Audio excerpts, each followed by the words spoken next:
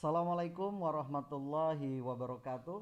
Alhamdulillah, sore yang berbahagia ini kita berjumpa lagi dalam edisi kedua podcast Majelis Tablik Muhammadiyah.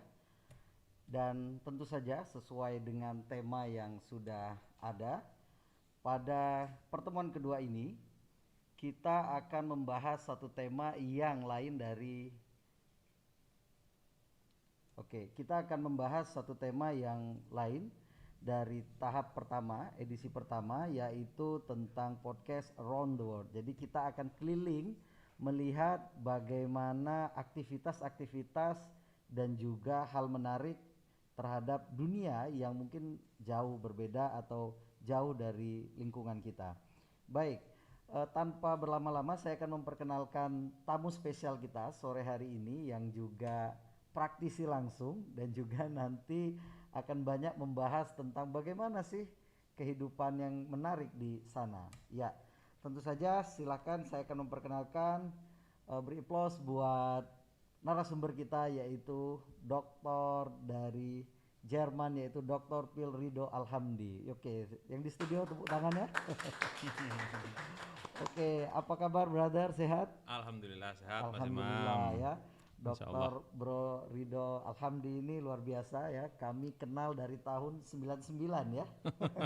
Sudah lama sekali, satu alma mater juga di Esparman Quake School. Wah, saya kelas 1 SMP, brother Kelas kita ini 3 ya? kelas 3, Kelas luar 3. biasa. Biografi singkatnya saat ini menjabat sebagai direktur dari iGov, salah satu kelas internasional untuk teman-teman ilmu pemerintahan ya. Baik, Bro Ridho juga aktif di LPCR, pimpinan Pusat Muhammadiyah. Dan silakan nanti teman-teman juga saya beri kesempatan apabila ingin bertanya. Kita live langsung di 3 platform ini ya. Yang pertama di IG Tablik Muhammadiyah, yang kedua di Zoom, dan juga live streaming di Instagram. Wah, ini anak muda sekali, generasi Z. Jadi teman-teman Ortom ataupun teman-teman tablik di seluruh Indonesia, pimpinan Pusat Muhammadiyah, silakan yang ingin bertanya nanti. Oke, kita mulai saja. Apa kabar, Bro? Alhamdulillah baik, sehat walafiat insya Allah. Oke, alhamdulillah. Mungkin pertanyaan dasar pertama kita Ya. nanti bagi di 2 segmen ya, karena ini banyak yang bertanya bagaimana sekolah di Jerman dan bagaimana kegiatan PCIM yang ada di Jerman. Untuk segmen pertama mungkin kita ke kegiatan PCIM terlebih dahulu. Yang kita ketahui Bapak Ridho ini atau Mas Ridho ini atau Dang Ridho ini aktif di PCIM sebagai deklarator ya. Ya, Oke, silakan mungkin dijelaskan. Silakan. Oke, Assalamualaikum warahmatullahi wabarakatuh. Waalaikumsalam warahmatullahi wabarakatuh. Makasih Mas Dr. Imam yang sudah memulai dan memperkenalkan. Jadi saya akan mencoba sedikit cerita ketika saya studi di Jerman, kemudian aktif sebagai ketua PCIM Jerman Raya. Nah, nanti Raya. jadi kenapa kok dinamakan Jerman Raya juga nanti saya sedikit cerita. Jadi 2014 itu saya mendapatkan beasiswa BPPLN, beasiswa pendidikan pasca sarjana dari Kemendikbud yang sekarang menjadi Kemendikbud. Nah, kemudian jadi sebenarnya PCIM Jerman itu berdiri di 2007. Kemudian lama ya. Ya sudah lebih lah dari 1 dekade. Hanya saja di saat itu kan saya bukan salah satu deklarator pertama, tapi melanjutkan. Okay. Hanya 2007 sampai 2009 itu di situ ada Prof Suparwata. Wow. Jadi itu profesor ahli bedah yang sampai detik ini masih ada di Jerman. Wow. Di kota Münster, itu 1 jam dari kota saya Dortmund. Kemudian deklarator yang lain itu namanya Dr. Pil Norma Permata yang sekarang ketua PCIM Jerman. Yang sekarang ketua LPCR maksud saya. Oh, LPCR. Dan ini sudah kembali ke Indonesia. Sudah kembali ke Indonesia. Nah, kemudian 2010 sampai 2014 itu vakum. Nah, kemudian saya diamanatkan oleh Mas Norma, Ridho besok kalau sudah berangkat ke Jerman, tolong aktifkan kembali PCIM dan mencari, karena saat itu saya memulai dari nol gitu kan, seperti Pertamina ya, kita mulai dari nol. Saya betul memulai dari nol, ya diskusi dengan Prof. Suparwata, jadi nggak ada orang di sana kecuali Pak Joko Suseno ya, Ketua Tapak Suci yang tinggal di Bonheim, kota kecil antara Bonn dan Köln. Nah kemudian saya gerilya itu sendiri mencari orang Muhammadiyah yang kuliah di Jerman. Satu persatu saya temui, kemudian mencari di Facebook gitu toh. Saat itu kan belum ada IG ya, cari di Facebook orang alumni atau tanya sama siapapun lah, ada nggak alumni? Sampai akhirnya ketemu 3-4 orang gitu kan. Sudah saat itu tim inti awal ya. Tim inti awal gitu ya. Kemudian saat itu 2014 sampai 2015 itu baru ketemu dan kemudian mengadakan musyawarah. Dan dari prosesnya hampir setahun. Hampir setahun untuk menemukan orang itu gitu ya. Baik. Jadi benar-benar dari nol itu. Kemudian barulah 2015 kita sekitar kurang dari 10 orang kita mengadakan musyawarah di Frankfurt ya, kota yang cukup terkenal juga. Yang kebetulan saat itu salah satu konsulatnya di KJRI Frankfurt itu ibunya Ketua Aisyah di Purworejo, Pak Muzakir ya, saat itu yang support juga, sekarang kembali ke Indonesia dan jadi di Kemenpan RB kalau nggak salah masih ada. Baru dari situ kemudian diskusi dan segala macam, orang ngomong saya dulu pernah aktif di Muhammadiyah, pernah ini, jadi dari teman-teman dan akhirnya muncul satu persatu. Nah kemudian kok ada warga Muhammadiyah yang tidak tinggal di negara Jerman, tetapi pengen aktif. Gimana seperti di Austria, Polandia, Belgia, Luxembourg, Switzerland, dan negara-negara kecil. Juga memakai bahasa Jerman ya? Betul, mayoritas Jerman ini kan dulu kan Prussia Kingdom ya, termasuk negara besar, kerajaan Prusia yang dari Belgia sampai Denmark itu sedikit Rusia. Nah sehingga kemudian sudah kita menggunakan nama PCIM Jerman Raya sebagai simpul mewadahi teman-teman yang Muhammadiyah yang aktif di mayoritas negara Eropa yang dulunya kawasan Prussia Kingdom. Walaupun sekarang ada yang di Hungaria, kita rekrut. Nah harapannya suatu ketika itu muncul PCIM Austria, PCIM Belgia, PCIM Swiss, dan PCIM Polandia, sehingga nanti PCIM itu kembali PCIM Jerman itu sih ke rumah masing-masing harapannya, dan itu sedang diinisiasi sekarang gitu. Oke baik, ini menarik sekali. Setelah mengumpulkan hampir setahun tadi, akhirnya terbentuklah Jerman Raya karena faktor jauhnya ya. Oke, menarik, tadi ada sekitar 4 ya yang awal ya. Itu proses mencari teman-teman Muhammadiyah, terutama orang Indonesia dulu, kan nanti ditanya apakah mau ikut organisasi ini dan sebagainya, itu ada pendekatan persuasif tersendiri. Betul. Nah mungkin ini juga yang menjadi kendala-kendala teman-teman Indonesia yang aktif di organisasi Muhammadiyah, tapi mungkin wadahnya tidak terlalu besar. Nah, mungkin kasih tips dan triks waktu itu PDKT-nya untuk meyakinkan itu bagaimana? Silakan.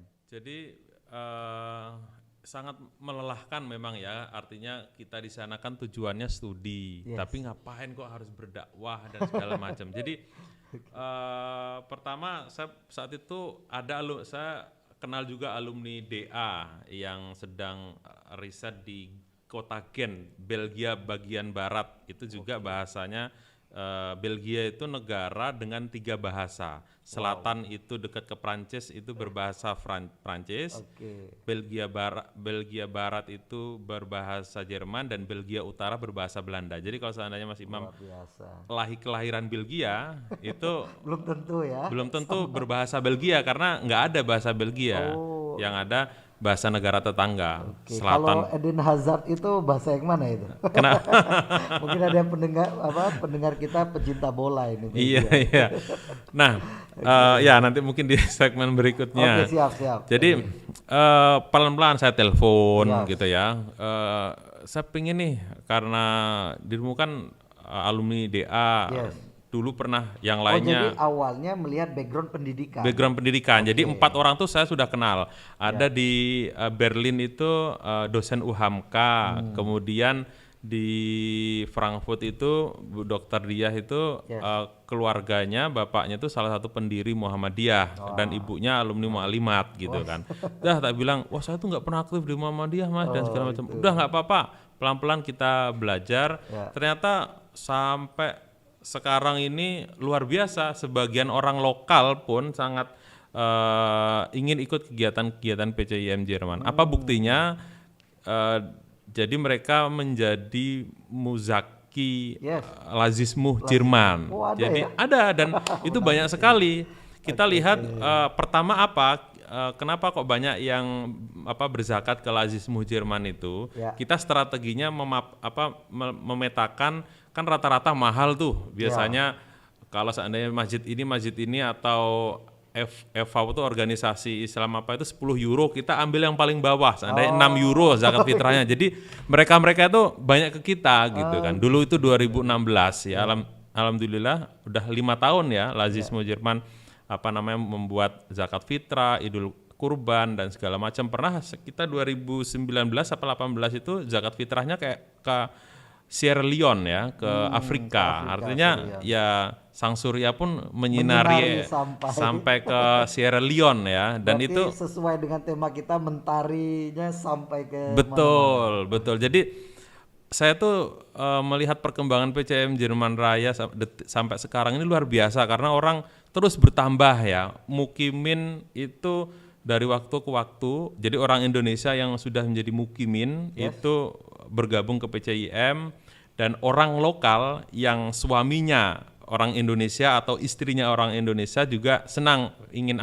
ikut aktivitas seandainya pengajian ataupun kegiatan-kegiatan yang lain yang kita adakan, selalu sangat senang. Apalagi kita punya yang namanya PENA ya, pengajian online Uni Eropa, yang itu dipunyanya PCIM Jerman Raya bekerja sama dengan Radio PPI Dunia. Kalau dulu pernah kerjasama dengan radiomu, tapi karena beberapa hal tidak terkonek lagi, itu juga masih berjalan sampai sekarang. Wah, menarik. Bulanan. Nah itu yang membuat kemudian orang itu senang terhadap PC Muhammadiyah secara umum, dan perlahan-lahan sekarang banyak sekali itu. Oke, ini menarik ya pemirsa ya.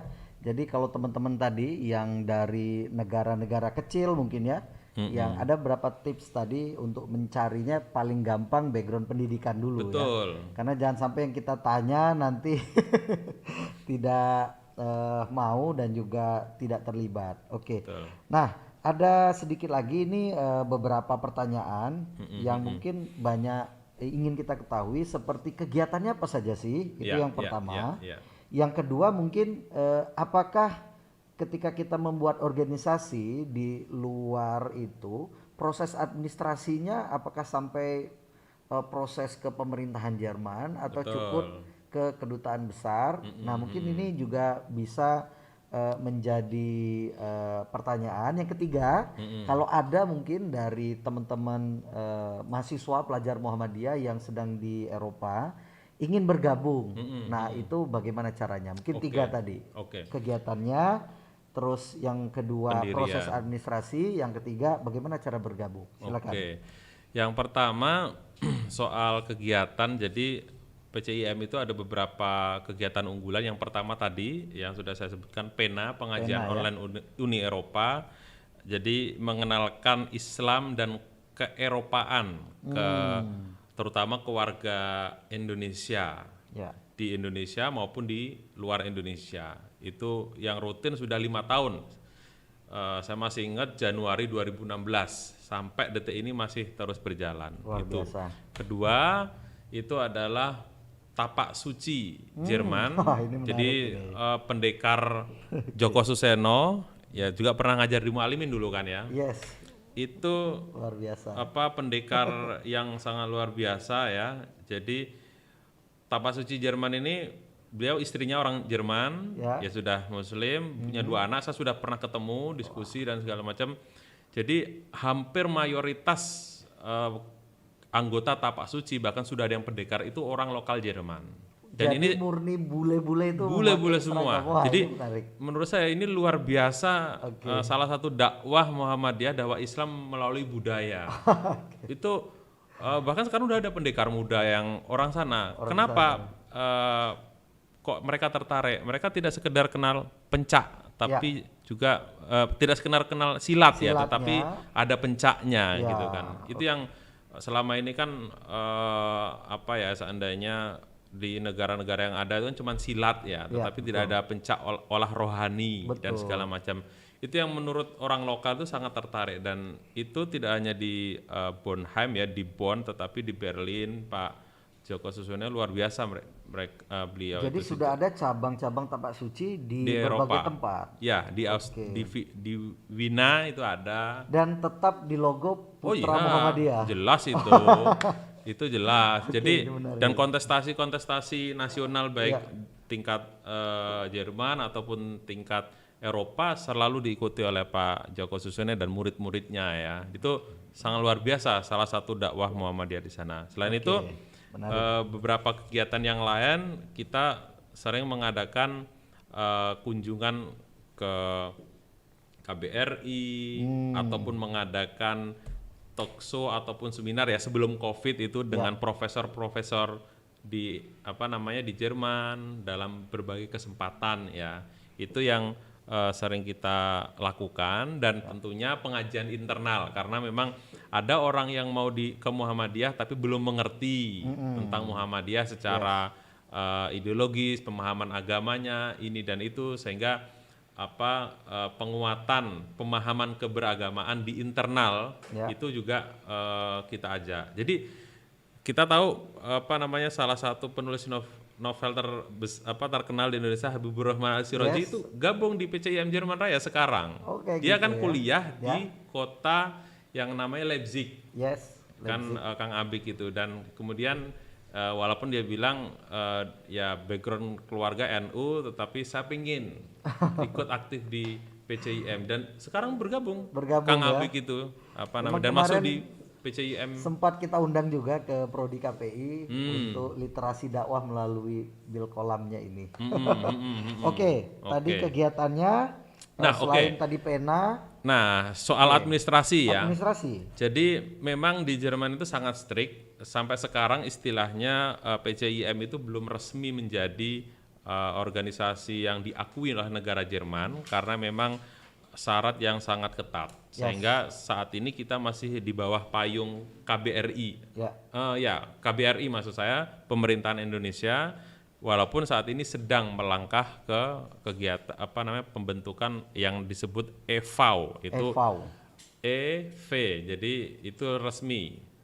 Kalau seandainya di bidang bisnis itu kan kita sering kenal tulisan GmbH ya. Itu biasanya Jerman. Nah, kalau di bidang organisasi nirlaba seperti ormas itu EVAW. Itu semuanya selalu menggunakan itu.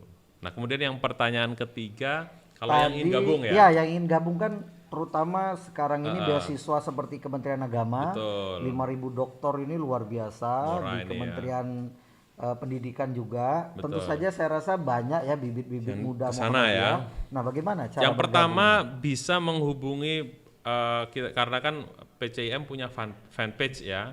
PCIM punya fanpage, jadi bisa menghubungi via fanpage Facebook PCIM Jerman Raya, dan juga akun Facebook, akun IG PCIM Jerman Raya. Walaupun basis kantornya itu ada di Berlin, itu di satu kompleks dengan Masjid Al-Falah miliknya warga Indonesia, Masjid Al-Falah di Berlin, dan di kota Frankfurt itu basis paling besarnya dan kantor PCIM-nya. Yang di Frankfurt itu di rumah Ibu Dr. Diah Nahdiyati, itu orang Indonesia yang menikah dengan orang Jerman keturunan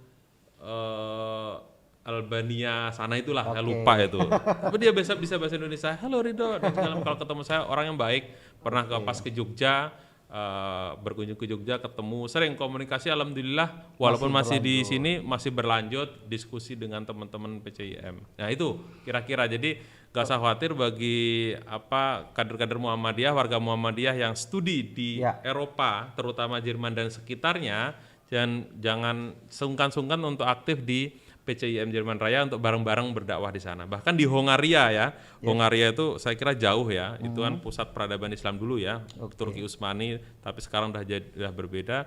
Itu ada kader kita yang namanya Mas Hashim, siapa saya lupa Mas Hashim. Itu kita ajak juga untuk aktif di PCIM, bareng-bareng harapannya PCIM Hongaria bisa berdiri di sana. Pokoknya bersama-sama, dan harapannya Eropa itu seperti tema kita ya, mentari di itu benar-benar menyinari benar itu. Itu kira-kira Mas Imam. Baik, ini menarik sekali. Tadi ada pertanyaan dari salah satu pendengar kita, yaitu Ustadz ini ya, Ustadz Ridho, bagaimana ya komunitas Muhammadiyah di Jerman itu aktivitasnya di kota mana yang paling besar? Setelah itu mungkin support untuk aktivitasnya itu apa saja? Silakan Bro. Yang paling banyak tadi sudah saya jelaskan di kota Berlin. Dan Frankfurt. Frankfurt itu agak selatan ya. Itu karena faktor mahasiswa Indonesia lebih banyak atau gimana? Salah satunya itu. Dan juga München sebenarnya. München ya, sepak bola terkenal. Di situ ada Mas Hansen, istilahnya koordinator PCIM Jerman Raya di kota München. Itu ada Mas Hansen, dan juga di Wina. Wina itu ibu kotanya Austria ya. Itu juga ada Mas Adi, namanya Mas Adi Wibowo, alumni IMM UI, dia sudah doktor dan sekarang menjadi peneliti di salah satu perguruan tinggi di kota Wina. Nah itu saya kira, dan kemudian maksudnya apa tadi, support? Ya mungkin tadi support dari kegiatan-kegiatan tersebut, apakah dananya dari iuran ataukah ada bantuan? Mungkin ya, silakan. Saat ini memang pertama, jadi PCIM itu punya yang namanya Giro, gerakan infak 1 euro. Menarik, Giro ya. Tadi lupa belum, salah satu kegiatan PCIM itu ada Giro. Gerakan infak 1 euro.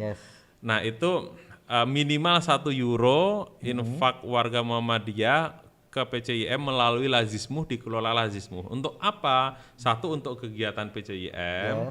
Kedua, untuk hal-hal yang emergensi, seperti ada kader kita di PCIM Maroko, itu punya kesulitan ketika mau melahirkan 2 anaknya kembar, itu Mbak Ima, alumni Alimat itu, dia istrinya kan, suaminya kan alumni Mesir itu loh, Ustaz, siapa tuh namanya, Nurishan Hakim, siapa itu, punya kendala keuangan. Nah itu kemudian kita ambilkan salah satunya dana sosial itu. Jadi itu kedua, karena memang kita belum resmi diakui negara Jerman, kita iuran, atau istilahnya begini, jadi ada donatur-donatur yang sangat baik hati, terutama orang lokal.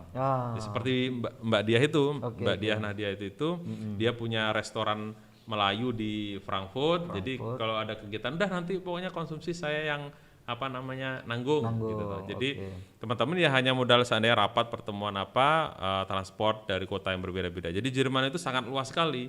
Dortmund barat, kota saya tinggal, ke Berlin itu 5 jam. Tetapi dari Dortmund ke Amsterdam, Belanda itu 3,5 jam. Malah lebih dekat. Jadi saya lebih senang ke barat. Kemudian ada Belgia, ada Brussels 3 jam, ke Luxembourg 3,5 jam. Jadi cukup luas ya. Seperti mungkin dari pucuk ke pucuk di Jerman itu, dari Jakarta sampai mungkin Ngawi ya kisarannya. Cukup lumayan luas juga. Kalau Belanda kecil, Prancis yang cukup besar.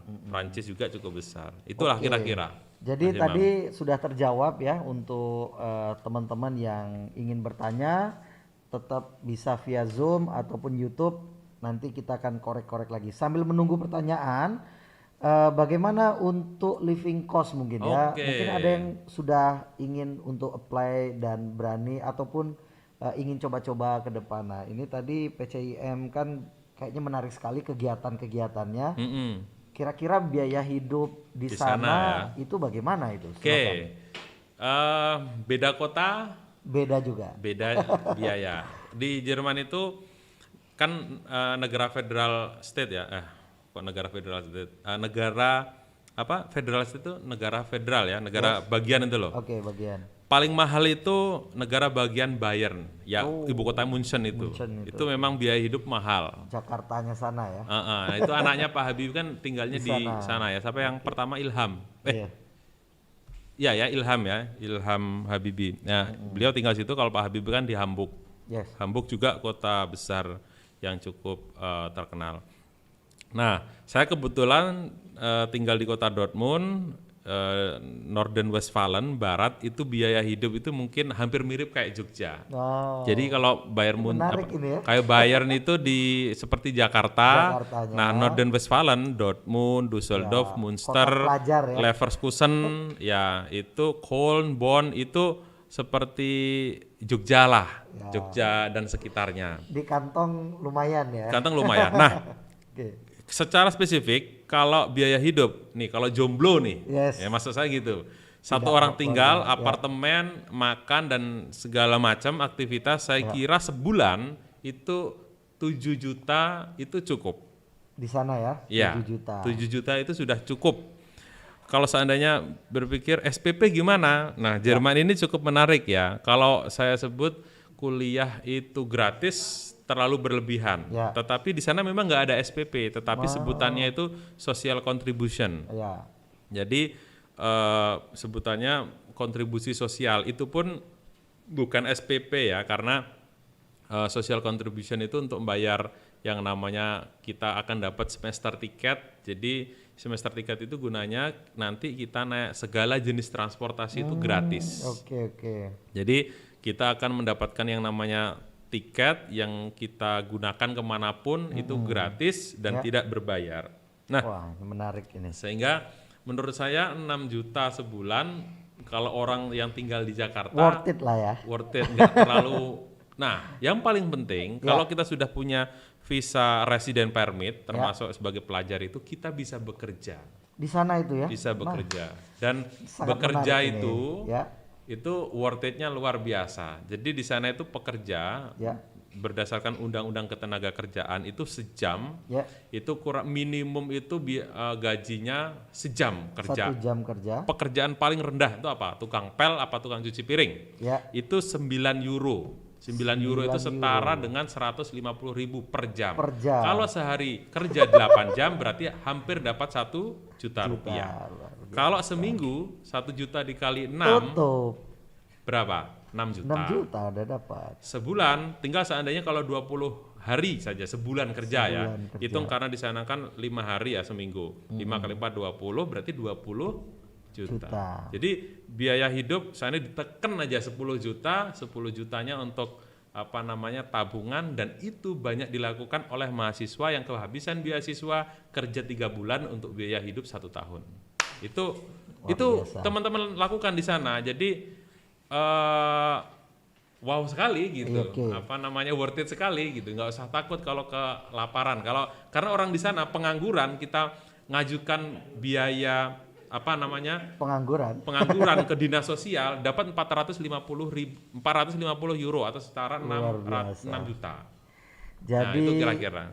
Inilah ya pentingnya kita membawa para ekspor ke podcast ini ya, supaya pengalaman tadi ya, pengalaman itu kan guru terbaik katanya kan. Betul itu. Jadi buat kader-kader semuanya banyak jalan menuju pendidikan ya, salah satunya itu tadi. Baik, ada pertanyaan lagi ini Ustadz Ridho, bagaimana proses mendaftar ya? Ini mungkin di segmen kedua sudah pas ini ya. Ketika ingin studi S3 di Jerman, mungkin baik secara administrasi dan mental ini perlu dipersiapkan jauh-jauh hari. Silakan Ustadz Ridho. Pertama mental yang perlu dikuatkan itu kalau yang sudah berkeluarga itu mental untuk meninggalkan keluarga ya. Artinya nggak mungkin walaupun dengan beasiswa, tidak semua beasiswa itu dengan family allowance biasanya ya. Jadi pertama mental, kita harus berjarak dengan keluarga, dan yang penting adalah mental culture shock ya, atau Betul. kekagetan budaya. Budaya. Apa salah satu bentuk kekagetan budaya? Di sana nilai individualistiknya itu tinggi sekali. Oke. Jadi jangan harap kalau kita kan, kalau dulu nih ya, kita naik bus dari mulai pinjem rokok korek bisa jadi saudara kan, bisa jadi mantu kan gitu ya. Kalau dulu saya ngantri di bis gitu kan, Saling tegur sapa, ngobrol. dan segala macam ngobrol ya. Itu Budaya bisa, di sana berbeda sekali itu ya. beda sekali ya.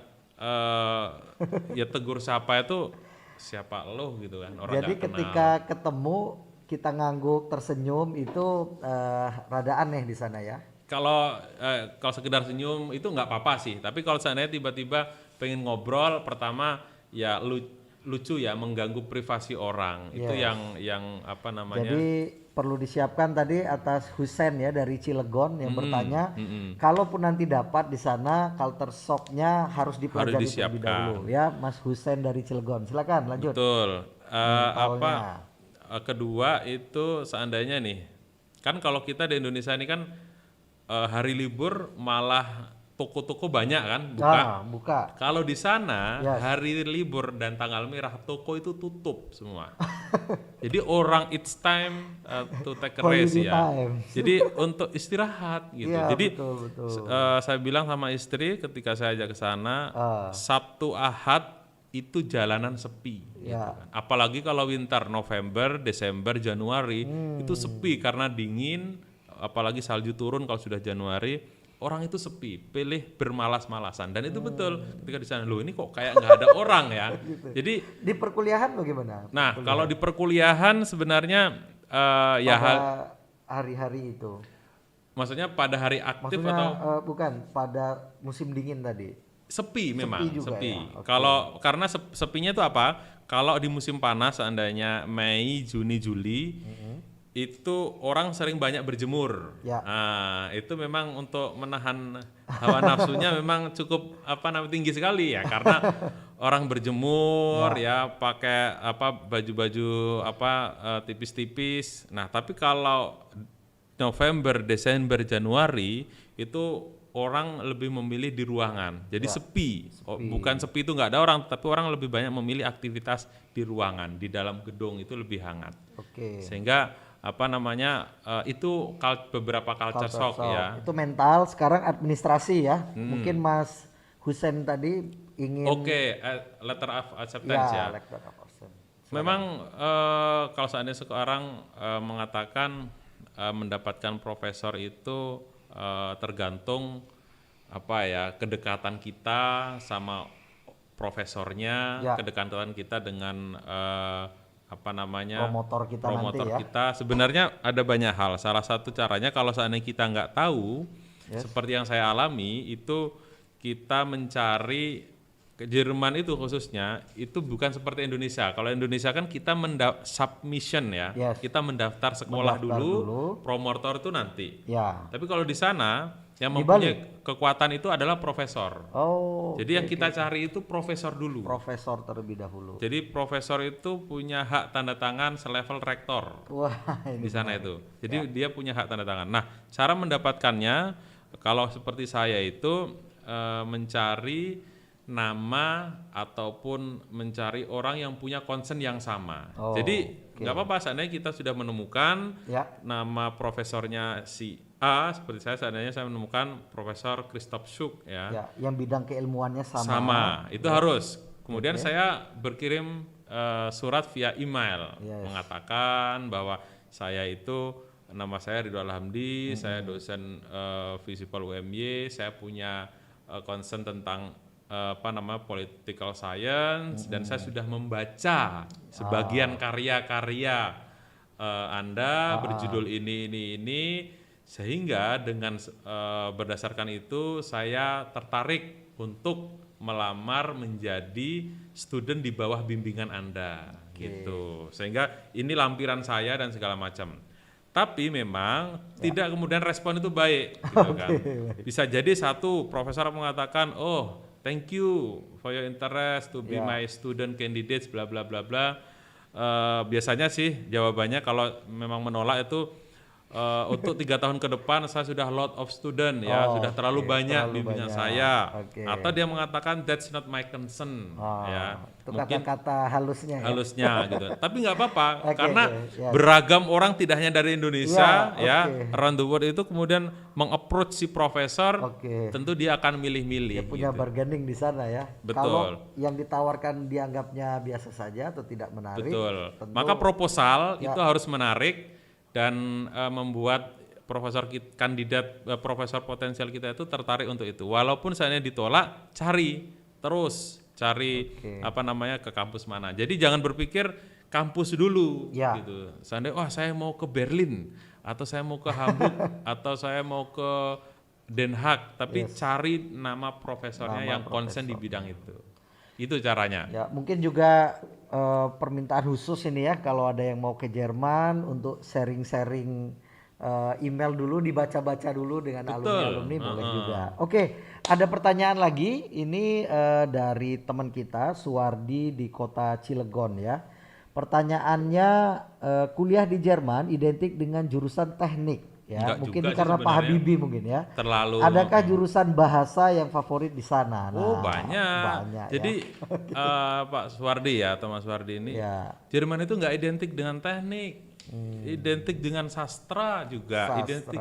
Loh, di sana tuh ada Beethoven. Yes. Di Bonn itu ada House of Beethoven. Karl Jadi Marx, seninya sangat tinggi, Einstein, betul. Sigmund Freud, itu ahli filosof semua. Wow. Gitu. Jadi nggak hanya teknik, jadi ya mungkin karena Pak Habibie ya kesannya seolah-olah Kuat sekali teknologi. Jerman itu ya apalagi di sana kan ada apa namanya perusahaan yang cukup besar kan BMW, Yes, terus BMW. di apartemen saya itu juga ada pusat Mercedes Benz Wah. ya. Itu orang Jawa mungkin ya, Ben kan. Jadi di Jerman itu kota-kotanya lucu-lucu ya. Seperti ada kota namanya Magdeburg ya. Yes.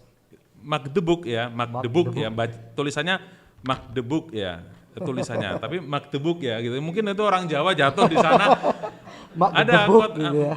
kota Magdeburg ya, dekat Berlin itu berapa? Itu iki cocok wong Jawa teko rene mbiyen kan.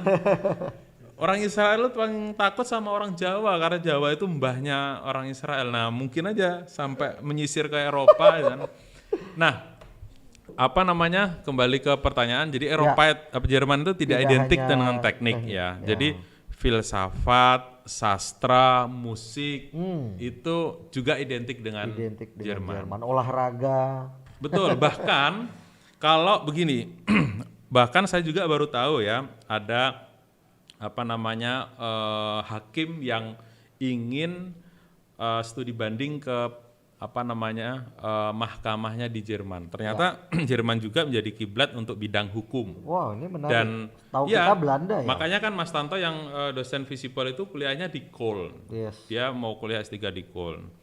Dan selain itu juga ilmu ekonomi di sana cukup menarik. Karena apa? Ya. Ini apa namanya buat teman-teman ilmu ekonomi, Jerman ini salah satu negara apa namanya sosdem ya, sosialis demokrat, tetapi kesejahteraan rakyatnya itu terjamin. Jadi mereka pajak sangat tinggi, tetapi pajak itu alokasinya jelas. Saya punya 2 anak, satu kelahiran sana. Kemudian saya mengajukan yang namanya uang anak ya, Kindergeld. Oh gitu bahasanya. ya. Jadi ketika disetujui, Ya. setiap bulan di setiap tanggal 1 saya ditransfer oleh pemerintah sana itu uang anak sejumlah 192 euro atau setara 3 jutaan per anak. Per anak. Dan itu saya terima 2 anak, jadi 6 jutaan Luar itu biasa. saving ke rekening saya. Yes. Jadi itu buat tabungan Iya, gitu kan. iya. Karena kan saya udah ada beasiswa kan. Saya tanya sama petugasnya, saya mau tanya sama apa namanya, saya lolos Kindergeld ini untuk apa? Ya ini apa namanya kecintaan Jerman terhadap seorang anak, karena anak itu adalah investasi masa depan. Yes, betul. Bicara tentang, bagi mereka bicara tentang nasionalisme itu omong kosong. Tetapi ketika anak itu sudah di negara itu hadir, bukan sejak anak Sudah lahir jadi, ya. tapi sejak dalam kandungan, Baru ibu kandungan. itu juga dapat yang namanya santunan dari negara. Oh, ini menarik Bahkan ini. ketika lahir pun, kalau saya tuh ketika lahir di rumah sakit di Dortmund itu, biasanya kalau kita mau keluar kan ditagih sama keuangan ya. Kalau nggak bayar nggak bisa keluar. Saya datang ke administrasi, saya mau bayar bla bla bla bla. Oh nanti kami akan kirim surat semua total dan itu pun berjangka 1 bulan. Setelah saya pikir ini rumah sakit nggak butuh uang gitu kan. Sangat islami ya. Ya itu yang dikatakan Eropa itu memang sangat islami sekali. Jadi nggak kayak di sini, nggak bisa pulang kalau nggak bayar kan gitu kan. KTP-nya ditahan gitu. Itu Saya kira-kira kaget rumah pertama. sakit mana itu ya? Betul. Dan yang paling penting juga, jadi di sana itu ada yang namanya social worker, pekerja sosial. Jadi saat itu saya ada kendala, saya istilahnya ngadu sama bagian administrasi. Saya ada kendala karena kan anak saya ini memang di treatmentnya cukup baik sekali karena ketuban saat di dalam kandungan ketuban sudah pecah, kemudian di treatment ya di tim dokternya dan ternyata profesor dokternya juga sudah pernah ke Indonesia, malah makin dekat. Nah, singkat cerita, kemudian ada social worker pekerja sosial karena beberapa treatment untuk anak saya itu tidak ditanggung oleh asuransi. Nah, kemudian pekerja sosial ini menawarkan ke saya untuk mengajukan bantuan ke namanya Bill Hilfe, salah satu yayasan peduli anak di kota Hamburg. Saya buat lamaran, saya kirim tanpa harus ke Hamburg, tiba-tiba disetujui 900-an euro atau setara 14 jutaan lah untuk menutupi itu. Saya bilang, luar biasa sekali ya, ini negara saya pendatang tapi semuanya dibantu dan dipermudah. Luar biasa. Nah, itu maksud saya tidak hanya teknik, ilmu ekonomi pun menurut saya diskusi dengan kolega saya di UMY, Dr. Nano Prawoto, saya bilang bagi teman-teman ilmu ekonomi, teori ekonomi kan sekarang the death of economic theory kan. Jadi kapitalis itu sudah merajai dunia. Tapi Jerman bagi saya bisa menjadi kiblat bagaimana sila kelima Pancasila itu sudah diterapkan oleh mereka. Gitu. Betul. Seperti yang saya jelaskan tadi, pengangguran, Mas Imam. Pun. Iya, pengangguran. Kita mengajukan permohonan mbok saya itu dibantu 450 euro dikali 15.000 sekitar 6 juta kita terima tiap bulan ke rekening kita kalau seandainya kita. Jadi banyak orang pengangguran di sana ya gemuk-gemuk gitu ya. Karena hidupnya ditanggung oleh negara gitu. Oke, ini menarik sekali nih Ustadz Ridho ini ya. Jadi teman-teman semuanya boleh, kita masih ada waktu panjang yang ingin bertanya. Berarti tadi ya anak-anak komunikasi penyerahan Islam ini buku bacaannya Sigmund Freud tadi ya. Jadi nggak masalah kalau kalian dari jurusan tidak teknik tadi peluang ya. Betul. Sastra komunikasi betul, ya, kita bisa betul. lihat multimedia di Jerman. Kalau bicara komunikasi multimedia bisa belajar dengan Mercedes, bisa dengan BMW, bisa bagaimana branding kekuatan dari logo-logo mereka mendunia ya. Itu bagaimana belajar bisa anak-anak komunikasi UMY bisa belajar ke sana. Makanya sebenarnya ya itu tadi memang tergantung profil alumninya ya, karena Habibie seolah-olah hanya teknik padahal enggak juga, banyak sekali. Iya, karena dulu mendengar kata-kata profesor dari Jerman itu ya identik dengan teknik ya. Karena memang di sana anak semester 5 di kampus saya itu udah bisa membuat mobil gitu. Memang iya sih, tetapi ada peluang ilmu lain justru belum tampak ya. Belum tampak. Tapi memang di sana makanya kan Indonesia kiblat vokasinya kan ke Jerman. Jokowi 2015 kan ke sana membuat MOU dengan pemerintah Merkel ya, pemerintah sana untuk belajar vokasi Jermannya gitu. Ini luar biasa ya, yang menonton via YouTube, via Zoom dan juga live IG kita banyak sekali ini.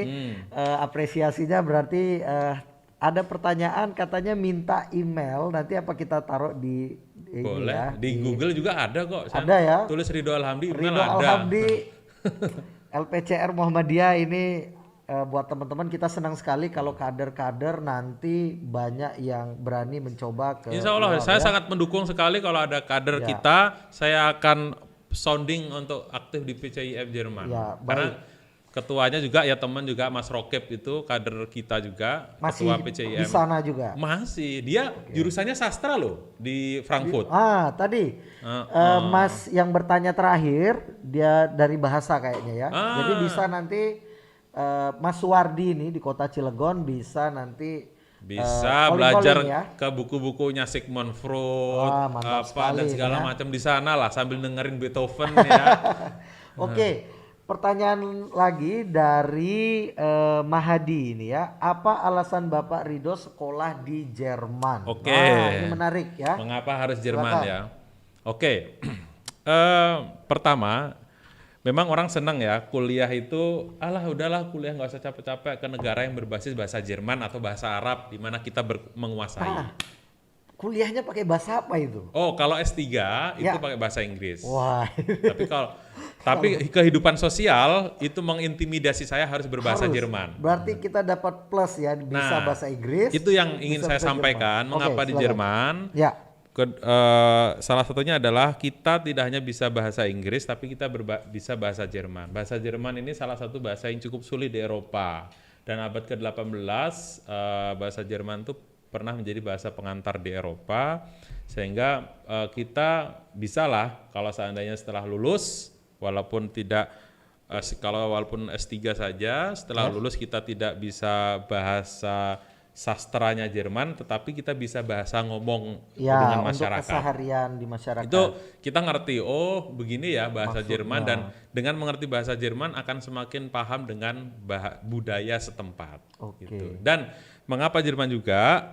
Ketika kita menjadi mahasiswa terutama di Eropa, itu kita bisa selain tadi urusan karena bisa bahasa Jerman, kemudian teknologinya di sana juga maju, kita bisa belajar banyak hal. Yang paling penting adalah setelah kita menjadi mahasiswa di Jerman, visa kita itu bisa free entrance ya, masuk gratis ke 26 negara anggota Uni Eropa. Nah, ini jadi saya ke Belanda gratis visa, ke Yunani gratis visa, Spanyol gratis visa. Jadi tanpa kita harus ribet-ribet. Jadi kayak dari Jogja ke Klaten, Jogja ke Malang, gitulah pokoknya. Masuk kemanapun ya. Masuk kemanapun tanpa ada visa. Jadi kalau akhir semester profesor saya selalu mengatakan, Ridho mau jalan-jalan kemana akhir semester ini?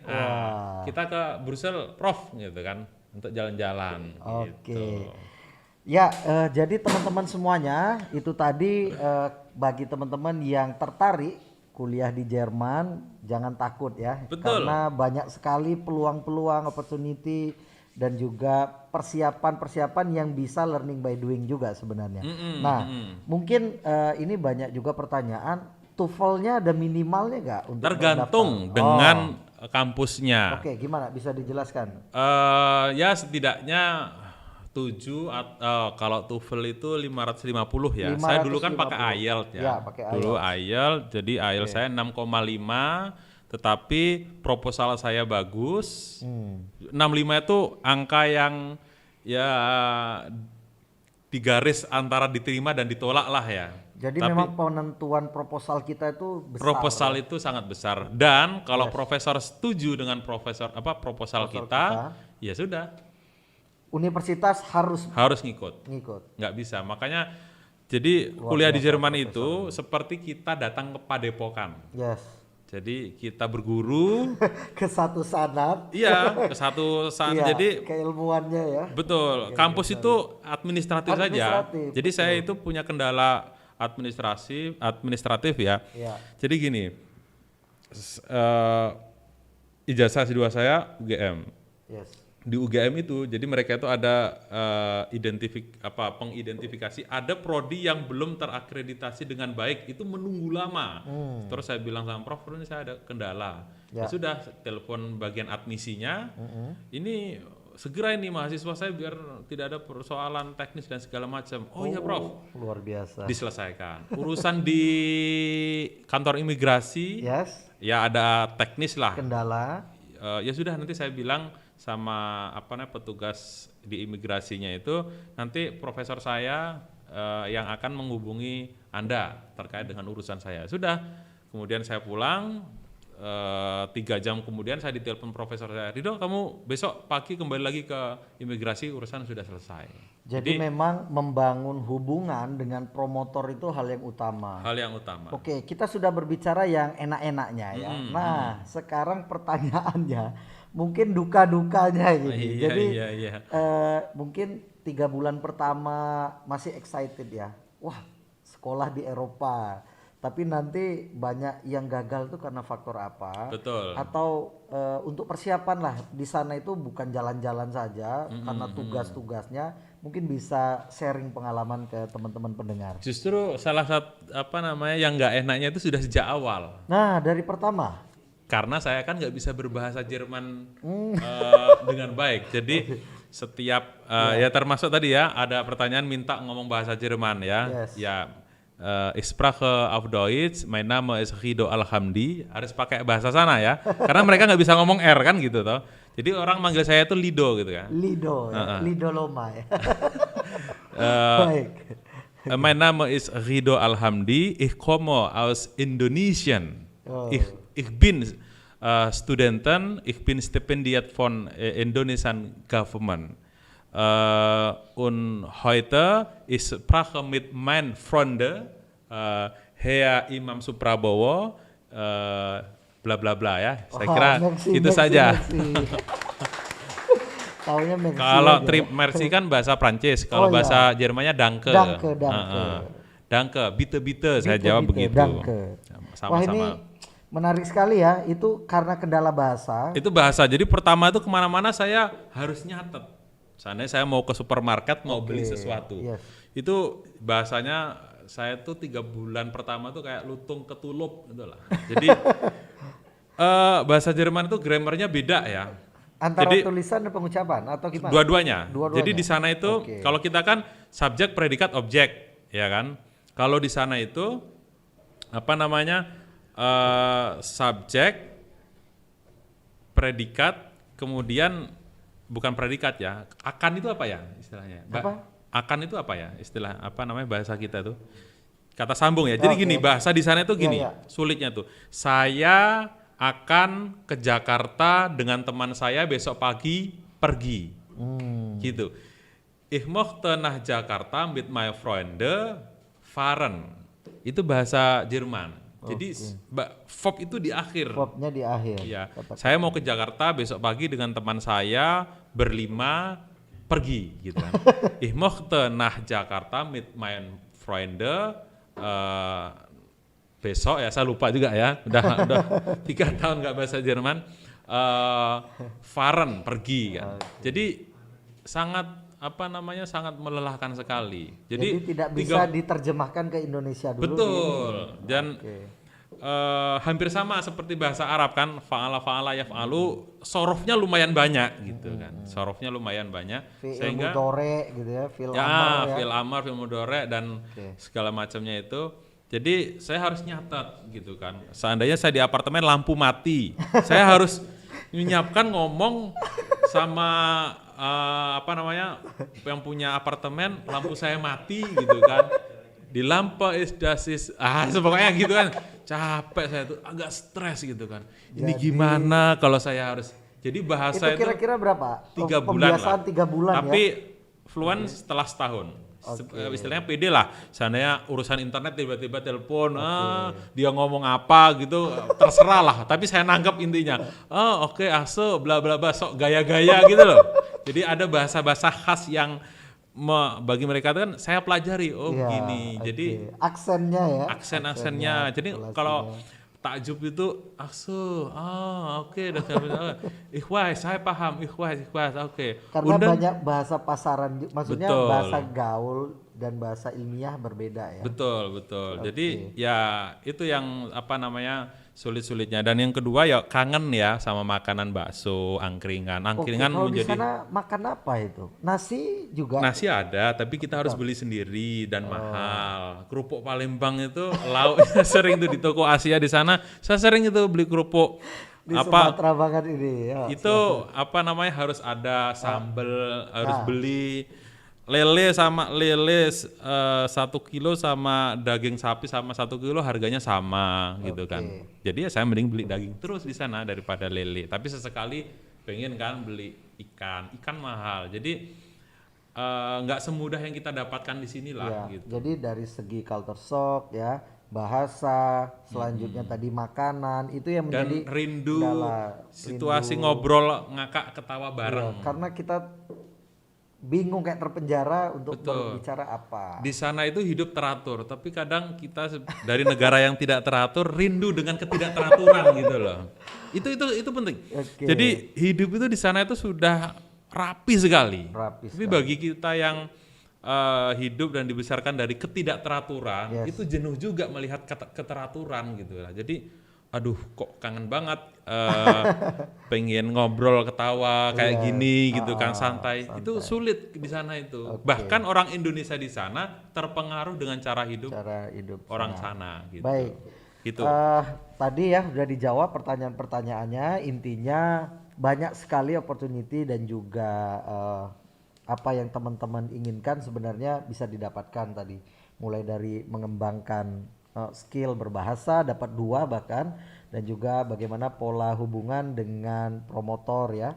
Nah kembali sedikit lagi tadi. Dan intinya bisa jalan-jalan tidak hanya di Eropa tapi juga ke Skandinavia itu. Skandinavia daerah Denmark, Swedia, Swedia payung sebelum hujan kan.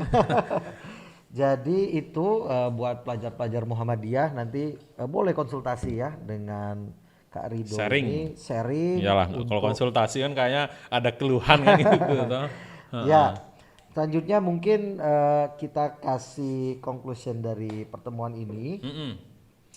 Terutama tadi PCIM kegiatan-kegiatannya ada banyak sekali. Mungkin di review sekali lagi kegiatan padatnya. Setelah itu tips dan trik buat teman-teman semuanya yang mau S2, S3 maupun S1 di Jerman, kita konklusikan dalam 5 menit terakhir ini. Silakan. Oke, jadi PCIM Jerman saat ini terus bergerak ya. Saya sangat bangga, sangat senang dengan teman-teman yang meneruskan kegiatan PCIM di sana dan terus bertambah itu ya. Alhamdulillah.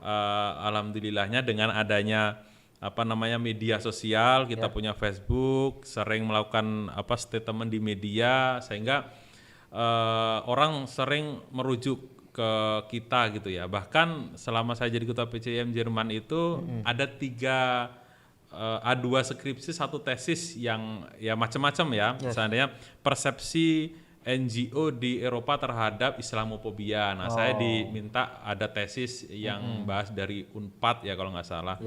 Untuk merespon pertanyaan itu dan banyak yang lain sehingga ini menjadi kesempatan kita untuk konsisten dakwah, apalagi Eropa ini perkembangan Islamnya ya, kalau merujuk pada Pew Research Center, sebuah institusi internasional di Amerika mengatakan bahwa pertumbuhan Islam di Eropa ini terus meningkat. Nah, Muhammadiyah harus mengambil peran. Di 2045 perbandingan antara Kristiani dan Islam itu hampir sama, hampir 3M ya. Menarik ini. Walaupun seandainya Kristiani penduduk di muka bumi ini itu 3 miliar, di 2045 dalam merujuk pada temuannya Pew Research Center itu Muslim itu 2,9 miliar. Wah, udah mendekati di dunia. Nah, sehingga Eropa ini pertumbuhannya sangat cepat ya, walaupun gerakan-gerakan anti-Islam, anti-imigran itu cukup tinggi. Nah, kebetulan memang kanselernya Jerman itu kan Merkel yang cukup berpihak terhadap Jerman walaupun tidak disukai juga banyak orang. Nah, ini menjadi kesempatan buat Muhammadiyah, buat organisasi Islam apapun mengambil peran untuk memajukan dakwah Islam di Eropa tersebut. Itu yang terkait dengan PCIM. Terus kemudian tips dan kalau saya sarankan kalau S1 itu justru saya sebenarnya nggak mau menyarankan ke Jerman. Karena apa? S1 ini tantangannya sangat luar biasa karena pertama ketika seseorang mau studi S1 di sana, dia harus kehilangan minimal 1 tahun karena dia akan mengikuti stud call. Stud call itu adalah konsel, ya tahasus lah ya. Apa istilahnya matrikulasi. Dia mau ngambil di kuliah apa dan bahasa Jermannya harus fluent ya, harus lancar. Jadi kehilangan setahun. Dan kemudian kehidupan sosialnya juga nggak cukup baik ya, karena mereka dari SMA itu langsung kuliah di sana dengan culture yang sangat individualistik. Maka ini juga sebenarnya tidak banyak orang tahu. Banyak orang-orang pelajar Indonesia yang stres dan meninggal di sana ya. Jadi begini, mahasiswa S1 itu adalah teman memang tidak diekspos. Mahasiswa S1 itu bisa saja tidak lulus dari univnya tersebut ketika dia tidak lulus 3 kali ujian mata kuliah dasar. Dan itu pernah saya alami. Mahasiswa S1 di TU Dortmund University namanya Dandi, itu tidak lulus dan dia harus pindah ke Fachhochschule, itu istilah sekolah tinggi. Sekolah tinggi. Karena apa? Dia tidak lulus 3 kali ujian mata kuliah dasar yang harus dia lulus. Jadi makanya ketika kita PCIM pernah silaturahim ke KBRI Berlin, Fouke saat itu ya, Fauzi Bowo, dia mengatakan pelajar Indonesia pulang tidak membawa gelar di Jerman itu sudah biasa, tapi pulang dengan gelar itu sudah luar biasa. Karena banyak orang yang kemudian pulang tanpa gelar, gagal, nggak kuat dengan. Memang di sana gratis, tidak bayar, tetapi tekanan hidup itu. Tapi kalau untuk S3 berbeda. S2, S3 itu situ berbeda. Saya kira itu nggak apa-apa. Tapi kalau benar-benar niat, itu harus diniatkan sejak awal. Kalau gagal ataupun apa sudah siap menata hati. Sudah siap menata hati. Itu aja. Oke, baik. Terima kasih teman-teman semuanya yang hadir di Zoom dan juga di IG kita dan juga di YouTube. Kami ucapkan terima kasih dan juga kami ucapkan terima kasih kepada narasumber kita yang sudah hadir ini untuk menginspirasi kita semuanya kader untuk berani melangkah ya, menyinari dakwah Muhammadiyah di Eropa tadi yang peluangnya semakin lama semakin terbuka sekali dengan dunia yang sangat digital ini. Dan juga saya pribadi mengucapkan terima kasih pada kru yang bertugas. Ini anak-anak muda dari program studi komunikasi penyiaran Islam dan juga ITM yang tidak henti-hentinya membuat dakwah kita semakin terbuka dan juga bisa dinikmati berbagai kalangan. Lebih dan kurang mohon maaf. Fastabiqul khairat. Assalamualaikum warahmatullahi wabarakatuh. Waalaikumsalam warahmatullahi wabarakatuh.